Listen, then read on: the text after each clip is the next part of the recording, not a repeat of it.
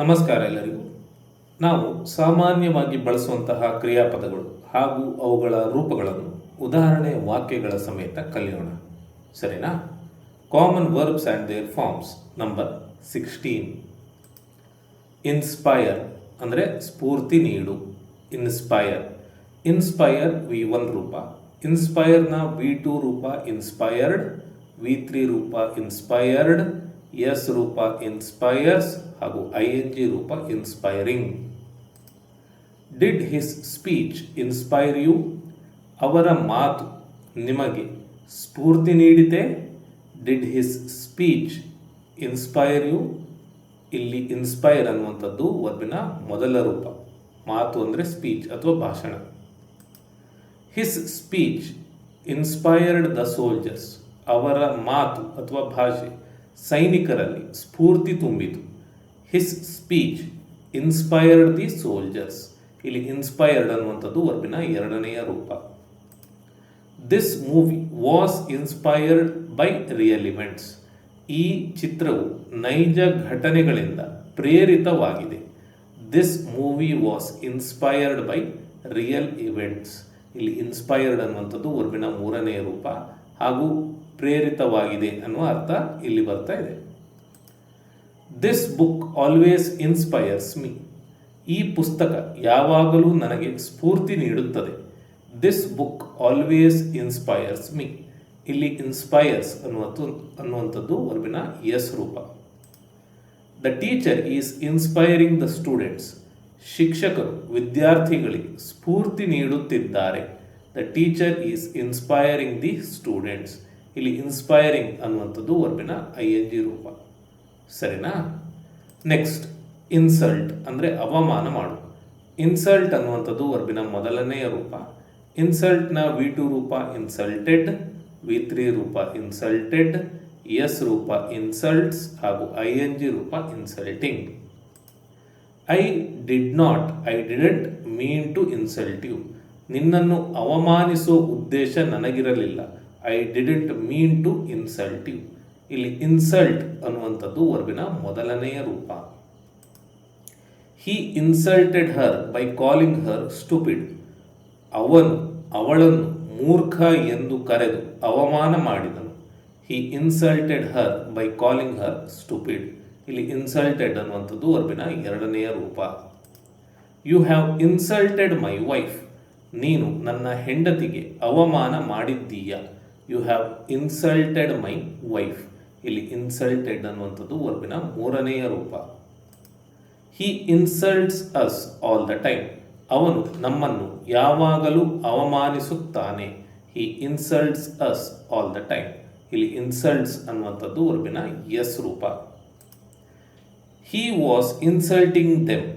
ಅವನು ಅವರನ್ನು ಅವಮಾನಿಸುತ್ತಿದ್ದನು. He was insulting them. ಅವನು ಅವರನ್ನು ಅವಮಾನಿಸುತ್ತಿದ್ದನು. ಇಲ್ಲಿ ಇನ್ಸಲ್ಟಿಂಗ್ ಅನ್ನುವಂಥದ್ದು ವರ್ಬಿನ ING ರೂಪ, ಸರಿನಾ?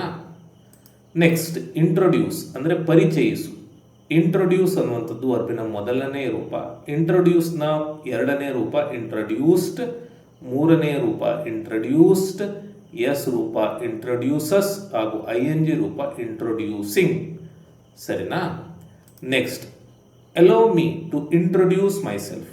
ನನ್ನನ್ನು ಪರಿಚಯಿಸಲು ನನಗೆ ಅನುಮತಿಸಿ. Allow me to introduce myself. ಇಲ್ಲಿ ಇಂಟ್ರೊಡ್ಯೂಸ್ ಅನ್ನುವಂಥದ್ದು ವರ್ಬಿನ ಮೊದಲನೆಯ ರೂಪ. She introduced him as her future husband. ಅವಳು ಅವನನ್ನು ತನ್ನ ಭಾವಿ ಪತಿ ಎಂದು ಪರಿಚಯಿಸಿದಳು. She introduced him as her future husband. ಇಲ್ಲಿ ಇಂಟ್ರೊಡ್ಯೂಸ್ಡ್ ಅನ್ನುವಂಥದ್ದು ವರ್ಬಿನ ಎರಡನೆಯ ರೂಪ. Coffee was introduced into England from the continent. ಖಂಡದಿಂದ ಇಂಗ್ಲೆಂಡ್ಗೆ ಕಾಫಿಯನ್ನು ಪರಿಚಯಿಸಲಾಯಿತು. Coffee was introduced into England from the continent. ಇಲ್ಲಿ ಇಂಟ್ರೊಡ್ಯೂಸ್ಡ್ ಅನ್ನುವಂಥದ್ದು ವರ್ಬಿನ ಮೂರನೆಯ ರೂಪ. The first chapter introduces the hero. ಮೊದಲ ಅಧ್ಯಾಯವು ನಾಯಕನನ್ನು ಪರಿಚಯಿಸುತ್ತದೆ. The first chapter introduces the hero. ಇಲ್ಲಿ ಇಂಟ್ರೊಡ್ಯೂಸಸ್ ಅನ್ನುವಂಥದ್ದು ವರ್ಬಿನ ಎಸ್ ರೂಪ. Honda is introducing 3 new models at the show. Honda 3 ಹೊಸ ಮಾದರಿಗಳನ್ನು ಪ್ರದರ್ಶನದಲ್ಲಿ ಪರಿಚಯಿಸುತ್ತಿದೆ. Honda is introducing 3 new models at the show. ಇಲ್ಲಿ ಇಂಟ್ರೊಡ್ಯೂಸಿಂಗ್ ಅನ್ನುವಂಥದ್ದು ವರ್ಬಿನ ING ರೂಪ. ಸರಿನಾ? ನೆಕ್ಸ್ಟ್ ಇನ್ವೆಂಟ್ ಅಂದರೆ ಆವಿಷ್ಕಾರ ಮಾಡು. ಇನ್ವೆಂಟ್ ಅನ್ನುವಂಥದ್ದು ವರ್ಬಿನ ಮೊದಲನೆಯ ರೂಪ. ಇನ್ವೆಂಟ್ನ ಎರಡನೆಯ ರೂಪ ಇನ್ವೆಂಟೆಡ್, ಮೂರನೆಯ ರೂಪ ಇನ್ವೆಂಟೆಡ್, ಎಸ್ ರೂಪ ಇನ್ವೆಂಟ್ಸ್ ಹಾಗೂ ING ರೂಪ inventing. Many children invent imaginary friends. ಅನೇಕ ಮಕ್ಕಳು ಕಾಲ್ಪನಿಕ ಸ್ನೇಹಿತರನ್ನು ಆವಿಷ್ಕರಿಸುತ್ತಾರೆ. Many children invent imaginary friends. ಇಲ್ಲಿ ಇನ್ವೆಂಟ್ ಅನ್ನುವಂಥದ್ದು ವರ್ಬಿನ ಮೊದಲನೆಯ ರೂಪ. He invented the first electric clock. ಅವರು ಮೊದಲ ವಿದ್ಯುತ್ ಗಡಿಯಾರವನ್ನು ಕಂಡುಹಿಡಿದರು. He invented the first electric clock. ಇಲ್ಲಿ ಇನ್ವೆಂಟೆಡ್ ಅನ್ನುವಂಥದ್ದು ವರ್ಬಿನ ಎರಡನೆಯ ರೂಪ, ಕಂಡುಹಿಡಿದರು ಅನ್ನುವ ಅರ್ಥದಲ್ಲಿ ಬಳಕೆಯಾಗಿದೆ. Television was invented in the 1920s.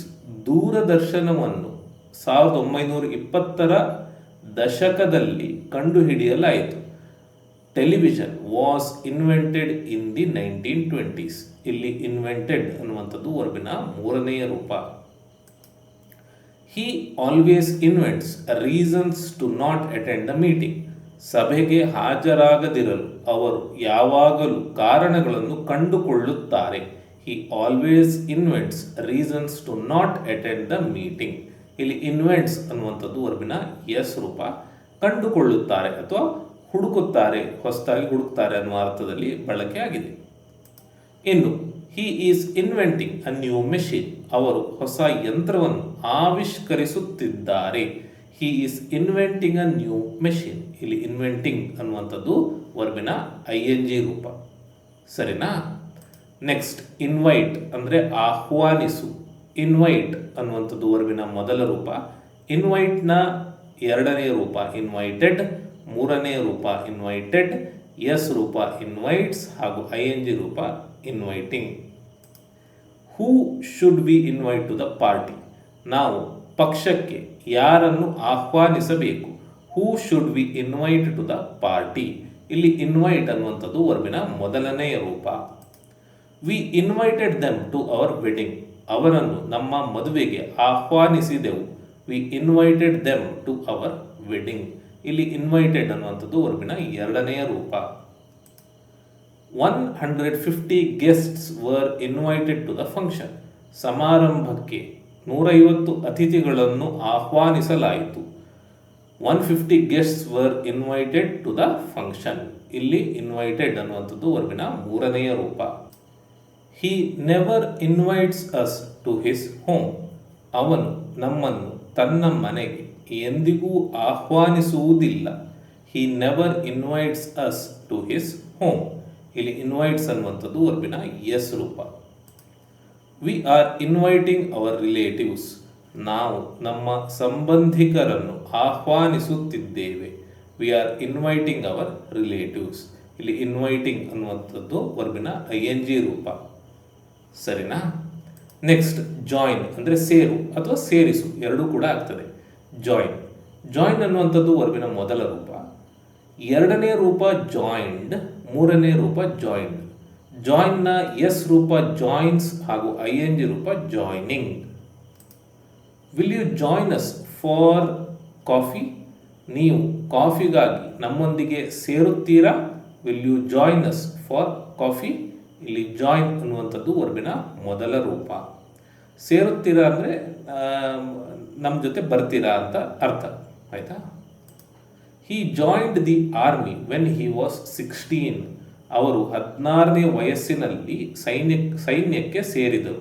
He joined the army when he was 16. ಇಲ್ಲಿ ಜಾಯಿಂಡ್ ಅನ್ನುವಂಥದ್ದು ವರ್ಬಿನ ಎರಡನೆಯ ರೂಪ. The island is joined to the mainland by a bridge. ಸೇತುವೆಯ ಮೂಲಕ ದ್ವೀಪವು ಮುಖ್ಯ ಭೂಭಾಗಕ್ಕೆ ಸೇರಿದೆ. The island is joined to the mainland by a bridge. ಇಲ್ಲಿ ಜಾಯಿಂಡ್ ಅನ್ನುವಂಥದ್ದು ವರ್ಬಿನ ಮೂರನೆಯ ರೂಪ. This road joins the 2 villages. ಈ ರಸ್ತೆ 2 ಗ್ರಾಮಗಳನ್ನು ಸೇರಿಸುತ್ತದೆ. This road joins the 2 villages. ಇಲ್ಲಿ ಜಾಯಿನ್ಸ್ ಅನ್ನುವಂಥದ್ದು ವರ್ಬಿನ ಎಸ್ ರೂಪ. Are you joining us for a swim. ನೀವು ಈಜಲು ನಮ್ಮೊಂದಿಗೆ ಸೇರುತ್ತಿದ್ದೀರಾ? Are you joining us for a swim? ಇಲ್ಲಿ ಜಾಯ್ನಿಂಗ್ ಅನ್ನುವಂಥದ್ದು ವರ್ಬಿನ ING ರೂಪ. ಸರಿನಾ? ನೆಕ್ಸ್ಟ್ ಜಂಪ್ ಅಂದರೆ ಹಾರು ಅಥವಾ ಜಿಗಿ. ಜಂಪ್. ಜಂಪ್ ವರ್ಬಿನ ಮೊದಲ ರೂಪ. ಜಂಪ್ನ ಎರಡನೆಯ ರೂಪ ಜಂಪ್ಡ್, ಮೂರನೆಯ ರೂಪ ಜಂಪ್ಡ್, ಎಸ್ ರೂಪ ಜಂಪ್ಸ್ ಹಾಗೂ ING ರೂಪ jumping. How high can you jump? ನೀವು ಎಷ್ಟು ಎತ್ತರಕ್ಕೆ ಜಿಗಿಯಬಹುದು? How high can you jump? ಇಲ್ಲಿ ಜಂಪ್ ಅನ್ನುವಂಥದ್ದು ವರ್ಬಿನ ಮೊದಲನೆಯ ರೂಪ. The pilot jumped from the burning plane. ಉರಿಯುತ್ತಿದ್ದ ವಿಮಾನದಿಂದ ಪೈಲಟ್ ಜಿಗಿದ. The pilot jumped from the burning plane. ಇಲ್ಲಿ ಜಂಪ್ಡ್ ಅನ್ನುವಂಥದ್ದು ವರ್ಬಿನ ಎರಡನೆಯ ರೂಪ. Somehow the sheep had jumped over the fence. ಹೇಗೋ ಕುರಿಗಳು ಬೇಲಿಯ ಮೇಲಿಂದ ಹಾರಿದ್ದವು. Somehow the sheep had jumped over the fence. ಇಲ್ಲಿ ಜಂಪ್ಡ್ ಅನ್ನುವಂಥದ್ದು ವರ್ಬಿನ ಮೂರನೇ ರೂಪ. ಫೆನ್ಸ್ ಅಂದರೆ ಬೇಲಿ. He jumps from one topic to another. ಅವನು ಒಂದು ವಿಷಯದಿಂದ ಇನ್ನೊಂದು ವಿಷಯಕ್ಕೆ ಜಿಗಿಯುತ್ತಾನೆ. He jumps from one topic to another. ಇಲ್ಲಿ ಜಂಪ್ಸ್ ಅನ್ನುವಂಥದ್ದು ವರ್ಬಿನ ಎಸ್ ರೂಪ.